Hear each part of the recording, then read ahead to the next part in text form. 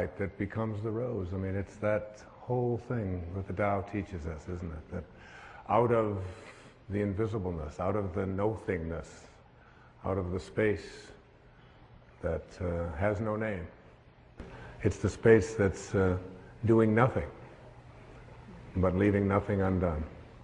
The Tao does nothing. It leaves nothing undone. And you are from the Tao. I'd like to just, for a few moments, speak about one more thought. I'd like to see you work at changing. To change the thought from notice me,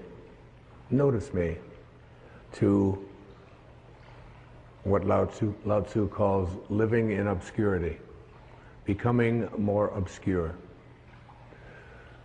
We live in a celebrity-obsessed world, don't we? Look at me. Notice me.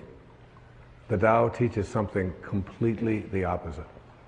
Listen to the 66th verse of the Tao. Water again. The sea stays low. And because the sea stays low, all of the rivers and all of the streams empty into it. Because it stays humble. Because it stays in that place of just allowing everything to come to you. He was trying to teach us the important lesson of letting what we know is coming come to us. I practice this so much more now in my life than I did at one time. I can remember years ago, I had written a book called Your Erroneous Zones back in the 70s, and it stayed on the New York Times bestseller list for something like 27 months. And many weeks it would be number 1, and then it would go down to number 3, and then it would go to number 2, and down to 7, and all of that. And I was doing The Tonight Show in those days, and on a regular basis, and so many of the other shows, the Merv Griffin and Phil Donahue and Dinah Shore. I became like a regular on the Dinah Shore. I was like, hobnobbing with Burt Lancaster folks, and what you do is you call and find out where you appear on the bestseller list for the following week on Wednesday. So you call up on Wednesday, not for the Sunday coming up, but for the following week. And I called home, and my ego was pretty strong, and I was very much into a lot of notice me. I really believe that true nobility is not about being better than anyone else now. It's about being better than you used to be. And I think I'm better than I used to be. And I know that I'm better than I used to be in every quality or every characteristic that I hold to be valuable. But in those days, I was into notice me. And I called home, and I had trained my wife to call the New York Times. She had this special number that she could call, and with a certain code, and she could find out where I was going to appear on the bestseller list the following week. So I called her up and I said, where am I on the bestseller list next week? I was out in California doing something, and she said, you're not on the bestseller list. I said, what are you talking about? I was number 1 on the bestseller list last week. I said, even my voice changed when I said, what do you mean I'm not on the bestseller list? She said, you're not on the bestseller list. I'm sorry. She said, your book is on the bestseller list. Big distinction there, isn't it? Between believing that this is me and recognizing that you can let go a little bit of that. Listen to verse 66 of the Tao. Why is the sea king of 100 streams? Because it lies below them. Humility gives it its power. That's a very important principle to understand. And I live on the ocean, right next to it. It's my front yard. And always I watch it to learn something from this thing called the ocean, which is the most powerful source of life that we have on the planet. Without it, there's no life on this planet. And because it stays low, so what does this have to say to us? Do you have the capacity to get past that ego need to always be saying, notice me, look how important I am. I mean, there's been a proliferation of this lately with this celebrity silly stuff, isn't it? I mean, CNN is doing, full hour shows on silly little things about what happened to this particular celebrity or what happened to that celebrity, and the celebrity's never even done anything. And there's all of this talk about it, and all of the new magazines. I mean, and you go through an airport and you look on the newsstand and all the same photos, just with different magazines. I don't even know what the names of all of them are, but there's like this huge market now that we have for people to get into a state of notice me, notice me, notice me. And how much do we train our young people, particularly in our schools and so on, that the one who is the star is the one who gets the most attention. The one who is the most important and the most valuable is the one that has the most people liking them and so on. This constant obsession with needing to be noticed. When in fact, what I have found for myself is the happiest moments of my life are when I can do it low and slow and not have anybody out there even know what I'm doing. To be able to, I mean, Louise never would have advertised the fact of some of the things I talk about with her generosity. She does it anonymously. It's almost always done in those ways. No, look at me, look and notice me, how important I am, and so on. So much to learn from that kind of wisdom, from that kind of inner connection to the Tao, the ability and the willingness to do it anonymously, to say that you can just get done almost anything that you want to get done if you don't become obsessed with taking credit for it. Remember the movie The Magnificent Obsession? Yeah. The movie made back, I think, in the 50s. And it was really about what was the magnificent obsession. It was the ability to be able to give anonymously. What is Alcoholics Anonymous? It is everybody stays anonymous. Nobody has a title. There's not even anybody in charge. There's no leaders of this. There's no president. There's no vice president. There's no organization.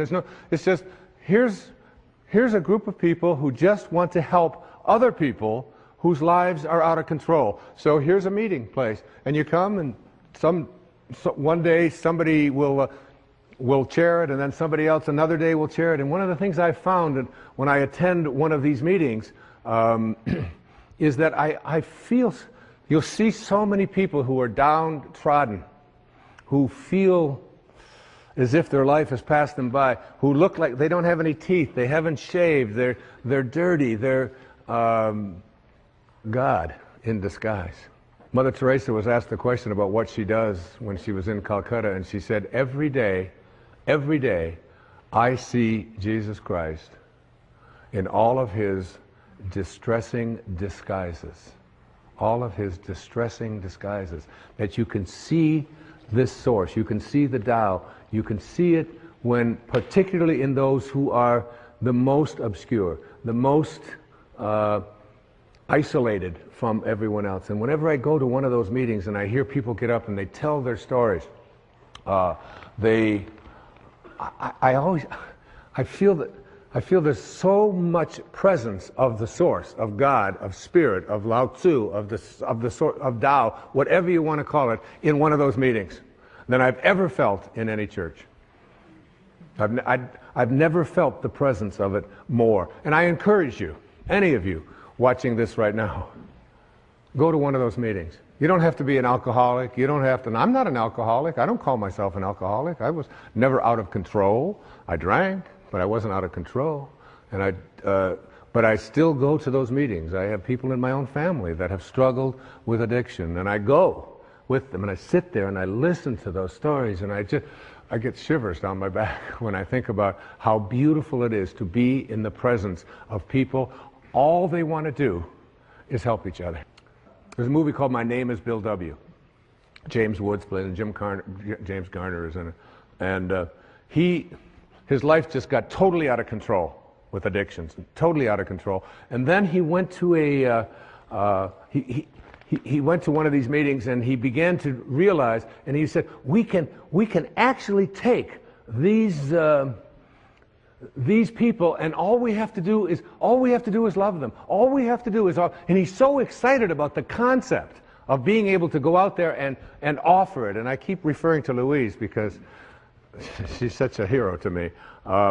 There was a time back in the 80s when our president wasn't even able to say the word AIDS, was he? I mean, he could come on. And here was this lady who, before this thing became the worldwide phenomenon that it is, was having meetings in her own house and bringing these people, these downtrodden people who had been labeled outcasts in society, and offering them a place to learn how to love each other and to care for each other. This was long before there was any celebrity status associated with trying to end this horrible crisis that our country has and our world has had. There was James Wood, so excited about the idea of we can create a place where we're anonymous. Nobody has to know anything about us. We don't have to say our names. We don't have to say anything. We just have to come there and we can help each other. And before that happened, everybody who got out of control with addictions, particularly with alcohol, would die. There was no cure. There was no cure. And where did they find their cure? They found it in being anonymous. They found it in being obscure. They found it in having no organization. They found it in having no elected representative. They found it in having no rules. There are no rules. You just come and we care. If you've been 1 day or 1 hour sober, or even if you're drunk, you come. We care about you. And you are not that alcohol. Who you are is this divine soul. In the 36th verse of the Tao Te Ching, it says, "The gentle outlast the strong. The obscure outlast the obvious." Try to become a little more obscure, a little less interfering, a little less notice me, a little less, one of the specific kinds of things that you can do is just as you're about, when somebody else is talking, just as you're about to interject what you've been thinking about for the whole time, waiting for them to stop talking, just stop, to bite your tongue and say, "Tell me more." Or, "That's very interesting. I have never heard that point of view before." Even if they totally, completely disagree with everything that you stand for, to be willing to listen, to be able to stop. Practice it. I practiced it when I did these verses of the Tao. I practiced it every single day while I was working on that. Just staying obscure. And for me, that's not always so easy because of just being recognized wherever I go. And if I saw someone who was about to recognize me, I would just put my head down. I would just walk a little bit past them like something. Right now, I just want to be anonymous. Right now, I want to be obscure. The Tao says, storms always end. Verse 23, fierce winds don't blow all morning. A downpour of rain doesn't last all day. Who does this? Heaven and earth. You're already connected to everything you want or need. It will come to you at the exact perfect time, as the rivers and the streams come to the ocean at the perfect time and place. You gotta trust. You gotta know it's going to come to you. You don't have to chase after it. You can become a little less obsessed with your ego and your self-importance and who you are and what you've done, and you can get so much more done. And you know what? It's the most peaceful and sweet, delicious way. It's like the song that Cecilia was singing about the rose.